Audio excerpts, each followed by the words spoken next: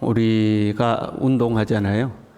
그 목침 운동 하는 것 말고 일반적으로 사람들이 하는 운동 중에 가장 좋은 운동은 걷기라고 그럽니다. 하나님이 사람을 걷도록 만들어 놨잖아요. 그래서 걷는 게 건강에 좋다고 그래요. 특별히 요즘은 맨발 걷기가 유행이라고 그럽니다. 그 맨발 걷기가 실제적으로 건강에 도움이 많이 되나 봐요. 그 맨발 걷기를 해서 병이 호전되거나 치료된 사람이 상당히 많이 있습니다. 그 또한 하나님께서 사람으로 하여금 흙을 밟고 살도록 만들었잖아요. 그러니까 물론 좋은 흙을 밟아야 된다고 그래요. 더러운 흙 말고 깨끗한 흙을 밟는 게 좋다고 그러는데 맨발 걷기가 좋다고 그러니까 이런 맨발로 한번 좀 걸어보시길 바랍니다. 그게 당뇨 같은데도 상당히 효과가 있다고 그런 것 같아요. 맨발 걷기를 하면 당뇨가 많이 호전되고 그런다고 그래요. 그러나 어떤 우리의 육체적 건강에도 걷기는 도움이 되지만 걷기는 생각을 정리하는 데도 상당히 도움이 됩니다. 걸으면 우리의 뇌에 복잡했던 것들이 정돈이 된답니다. 걷는 게 상당히 도움이 돼요. 물론 복잡한 도심을 걷는 것은 생각을 더 복잡하게 할 수가 있습니다. 그러니까 한적한 곳, 우리 용수동 같은 곳을 걸으면 복잡했던 생각들이 이제 정리가 되는 거죠. 본문에 보면 걷기를 하는 바울이 등장하고 있습니다. 13절에요. 우리가 앞서 배를 타고 앗소에서 바울을 태우려고 그리로 가니, 바울을 제외한 나머지 인원은 배를 타고 이동을 했습니다. 근데 바울만 혼자 걸어간 거예요. 바울이 걸어서 가고자 하여 그렇게 정하여 준 것이라. 지금 예루살렘으로 돌아가는 일정은 배를 타고 가는 일정입니다. 그런데 특별히 바울이 앗소까지 걸어가기를 원했다 하는 거예요. 그것도 일행을 다 물리고 너희들은 배 타고 가, 나 혼자 걸어갈게 하고 바울이 혼자 걸어간 겁니다. 가만 보면 바울은 서둘러서 예루살렘으로 돌아가려고 하고 있습니다. 16절에요. 바울이 아시아에서 지체하지 않기 하여 에베소를 지나 배 타고 가기로 작정하였으니, 에베소는 바울의 전도 여행을 통틀어서 가장 정성을 기울였던 교회라고 해도 맞을 겁니다. 3년을 머물면서 정성스럽게 교회와 성도들을 양육했던 곳입니다. 그럼에도 그 에베소에 들리지 않고 갈 만큼 이 여정을 재촉한 거죠. 이는 될 수 있는 대로 오순절 안에 예루살렘에 이르려고 급히 가미르라. 지금 오순절 안에 예루살렘에 가려고 급히 이제 서둘러 갔다는 거예요. 아마도 지금 예루살렘 교회를 구제하려고 했던 이방 교회에 이제 구제 헌금이 있습니다. 그 구제 헌금을 예루살렘에 빨리 전달하고, 동시에 성령이 임재했던 오순절 절기잖아요. 오순절에 성령이 임했잖아요. 그 오순절 절기에 모인 사람들에게 성령께서 이방인들에게 어떻게 역사하셨는지 설명하고자 하는 의도가 있었을 겁니다. 더 많은 사람들에게 성령이 임했던 오순절에 성령께서 이방인에게도 이렇게 역사하셨다 하는 것을 전하고 싶었겠죠. 사실 바울의 이방인 사역은 유대인들에게 많은 오해와 반감을 불러일으켰죠. 그래서 가는 곳곳마다 유대인들의 반대를 부딪혔잖아요. 그러니까 바울은 내가 그렇게 한 것이 아니라 오순절에 임했던 성령께서 우리 유대인들에게 역사하셨던 것과 동일하게 이방인들에게도 역사하셨다. 이것은 성령의 사역이다. 이런 것들을 설명하고 싶었을 겁니다. 그래서 오순절 일정에 맞춰서 급히 지금 예루살렘으로 가는 겁니다.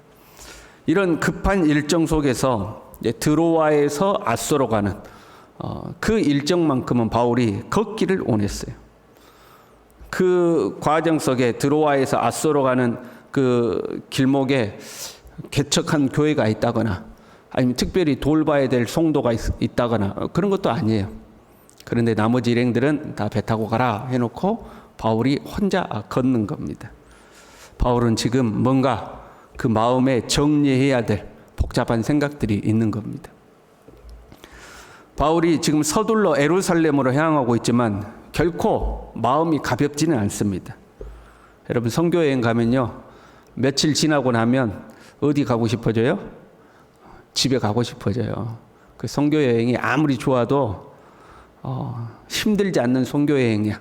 뭐 관광 일정도 끼어 있어가지고 여러 군데 구경도 다니는 선교 여행 일정이라고 해봐요. 그래도 며칠 지나면 집에 가고 싶어져요. 그렇지 않아요? 저도 중국에 이렇게 세미나 가면 그 다음 날부터 교회 가고 싶어요. 아이고 언제 끝나고 교회 가냐 그래요.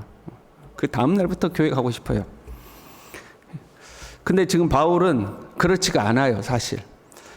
우리가 안 봤는데 뒤에 보면 23절에 이렇게 돼 있어요. 오직 성령이 각 성에서 나에게 증언하여 결박과 환난이 나를 기다린다 하시나. 지금 예루살렘에는 결박과 환난이 기다리고 있는 거예요. 각 성에서 증언하기를 너 예루살렘에 가면 너 잡힌다, 네 고생한다, 너에게 뭔 일 일어날지 모른다. 모든 사람이 증언하고 있고 바울 스스로도 그걸 느끼고 있어요. 고생과 환난이 좋을 사람은 아무도 없습니다. 그러니까 그 고생이 기다리고 있는 예루살렘에는 어떻게든 안 가려고 버텨야 돼. 그렇지 않아요? 가급적이면 더디 가야 되는 거고. 그러나 바울은 자기 사역의 효율성을 위해서는 어떻게든 빨리 가야 돼요. 오순절 안에 가서 선교 보고를 해야 돼요. 한편으로는 더디 가고 싶고 한편으로는 빨리 가야 되는 거죠. 그럼에도 불구하고 바울이 서둘러 예루살렘으로 가는 것은 22절에 이렇게 됐어요. 보라, 나는 성령에 매여 예루살렘으로 가는데. 성령께서 붙들려서 가는 것. 바울도 사람이기 때문에 인간적으로 근심 걱정 안 되겠습니까? 그런데 성령께서 바울을 예루살렘으로 붙들려서 예루살렘으로 데리고 가는 거예요. 그리고 그 예루살렘에서 당하는 고난을 통해서 로마로 가게 되죠. 그래서 로마까지 바라보고 있는 거예요. 예루살렘에서 고난당하면 그 고난을 발판으로 로마로 향한다. 지금 이제 이런 어떤 사역의 비전인 거죠. 그래도 마음은 복잡하지 않겠습니까, 여러분? 성령 충만하니까 고난이 오든지 뭐 환난이 있든지 할렐루야 하고 막 가겠습니까? 그렇지 않죠. 아무리 성령에 매였어도 사람 안에는 근심 걱정이 생기거든요. 예수님이 십자가를 앞에 두고 겟세마네에 기도하러 가시잖아요. 그때 제자들에게 뭐라고 그래요? 내가 고민하여 죽게 되었으니 너희는 나와 함께 머물어 나를 위해 기도하자. 같이 기도하자 그러잖아요. 고민하여 죽게 되었다고. 예수님조차도 십자가를 앞두고는 그게 하나님이 원하신 뜻이라는 걸 알지만 고민하여 죽게 되었다 그랬어요. 바울도 마음이 심란했을 겁니다. 그래서 일행들을 배 타고 먼저 가라고 해놓고 바울이 걷기 시작한 겁니다. 바울은 이 문제를 놓고 이미 하나님 앞에 기도했을 것이고 응답도 받았을 겁니다. 그렇지 않겠어요? 지금 성령께 붙들려서 확신하고 가는 거 아니에요. 그럼에도 불구하고 복잡한 심경이기 때문에 걷기를 시작한 겁니다. 건강을 위해서 걷는 게 아니고 주님과 동행하는 걷기인 거죠. 여러분 걸으면서 무슨 생각했을까요? 걸으면서 바울이 무슨 생각했을까요? 답은 이미 정해져 있어요. 그렇지 않아요? 답은 이미 정해져 있는데 안정되지 못한 내 마음을 주님만을 바라봄으로 안정시키는 거죠. 저도 그 이스라엘에 있을 때에 갈릴리에서 거기에 갈릴리에 이제 큰 도로들이 나고 새 길들이 났을 거 아니에요? 그런데 옛길이 있습니다. 옛날 사람들이 다녔던 길이 있어요. 조그만 아주 오솔길 같은 길인데 그 길을 걷도록 만들어져 있어요. 그래서 과거에 예수님과 제자들이 갈릴리에서 다니실 때 그 길로 다니셨을 것이다 예측되는 이제 추측되는 이제 그런 길이죠. 그 길을 걷는데 참 은혜가 되더라고요. 홀로 그 길을 걸어가는데 주님이 이 길을 걸으셨겠구나 하니까 막 마음에 감동이 되고 그래요. 아마 바울은 혼자 걸으면서 주님을 생각했을 겁니다. 어떤 것이 주님의 뜻이고 어떻게 해야 하는지도 아는데, 그렇죠? 우리의 마음이 망설여질 때가 있는 거잖아요. 그렇잖아요. 내가 주님의 뜻 모르는 거 아니야. 주님이 이걸 원하신다는 것도 내가 알아.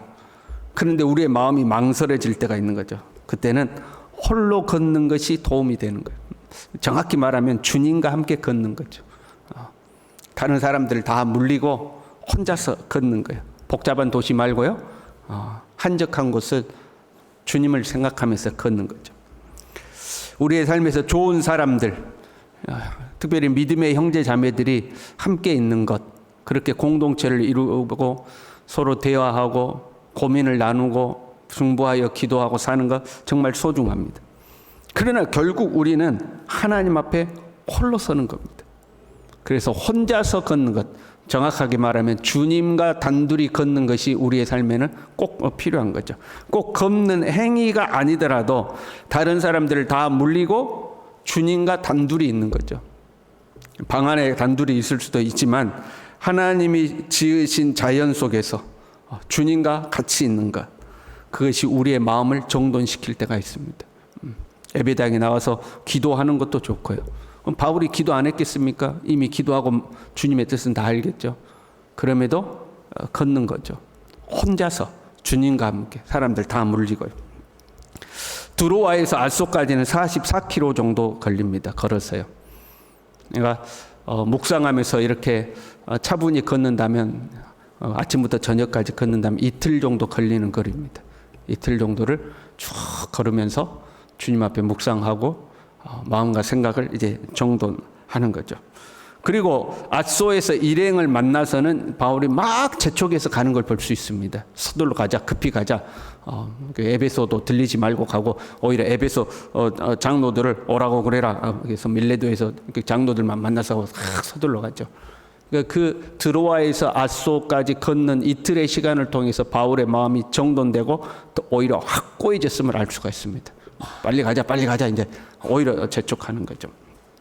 우리는 인생이라는 길을 걸어갑니다. 우리의 이 걸음 속에 사람도 필요해요. 함께 이 길을 손잡고 걸을 수 있는 사람도 필요하고, 때로는 풍요로운 물질도 필요하고, 때로는 세상에서 그래도 약간의 힘이라도 있으면 우리의 걸음이 더 편해지죠. 사람들은 그러한 것들을 추구하는 방향으로 걸을 때가 있어요. 그러나 풍요로워지는 것, 힘을 갖는 것, 많은 사람이 있는 것, 그것보다 중요한 것은 방향이죠. 내가 걷는 방향이 지금 옳은 방향이냐 하는 거죠. 하나님이 정해놓으신 방향으로 걷고 있느냐, 이게 훨씬 중요하죠. 그 방향 끝에 고난과 환난이 기다리고 있을 수도 있어요. 지금 바울은 고난과 환난이 기다리고 있는 그 길을 향해 가고 있는 거예요. 방향이 중요하죠. 비록 어려움이 있을지라도 주님이 나와 함께 걷고 계심을 믿고 우리는 이 길을 가야 되는 거죠. 주님이 뜻하신 길이라면, 주님이 기뻐하시는 길이라면, 비록 고난이 있을지라도 우리는 그 주님의 손을 붙들고 주님을 의지하고, 세상 사람들은 다 넓은 길로 갈지라도 우리는 좁은 길, 좁은 문을 향해서 걸어가야 되는 거죠. 주님 손 붙들고. 오늘 하루도 이 믿음의 걸음을 주님과 함께 걸어가는 우리 모두 될 수 있기를 바랍니다. 기도하시겠습니다.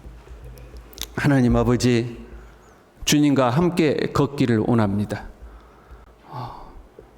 주님이 우리에게 허락하신 좋은 믿음의 사람들도 있고 삶의 좋은 환경과 여건들도 있지만 주님과 단둘이 걷는 시간, 주님과 단둘이 주님만 바라보는 시간, 그것이 우리에게 있도록 도와주시고 우리의 인생의 길을 우리 주님 의지하여서 때로는 힘들고 피곤하고 어려운 방향이라 할지라도 주님이 뜻하시는 그 길을 우리가 믿음으로 뚜벅뚜벅 걸어갈 수 있도록 우리 모두를 붙들어 주시옵소서.